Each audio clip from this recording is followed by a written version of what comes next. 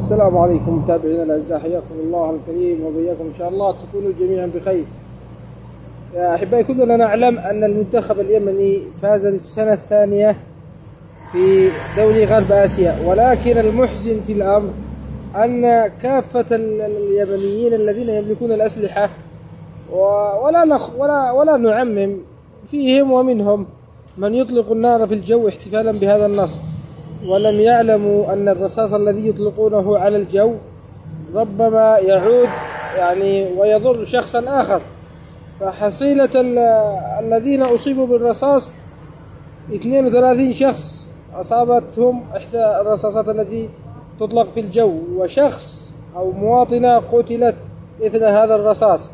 من الذي يتحمل المسؤولية أمام الله تعالى يوم القيامة؟ على الشعب اليمني أن يتعقل وأن يعرف أن هذا الأمر غير صحيح، خصوصا أن هناك أضرار تعود على هذا الأمر. جهات التحذير قد حذرت، والمسؤولين قد نبهوا، والإعلاميين قد وجهوا، ولكن دون جدوى ودون أي فائدة.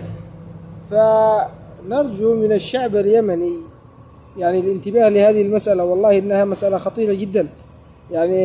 ليس الأمر مسألة أنه فلح وفوز ما أدري إيش، لكن على الشعب اليمني أن ينتبه على العواقب الذي تكون جراء هذه الأعمال الغير شرعية وغير قانونية.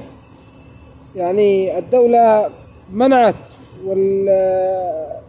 والفتاوى تحرم هذا الشيء، والإعلاميين وجهوا، ولكن الأمر ربما لا يعنيهم، هو فقط يحتفل ويرى أن الاحتفال فقط في إطلاق النار، ولا يعلم أن الاحتفالات تكون مثلا بالألعاب النارية. الألعاب النارية متاحة في جميع المحافظات، يشتروا ألعاب نارية وأطلقوها في الجو ولا مشكلة، ولكن عليهم الانتباه. وشكرا لكم.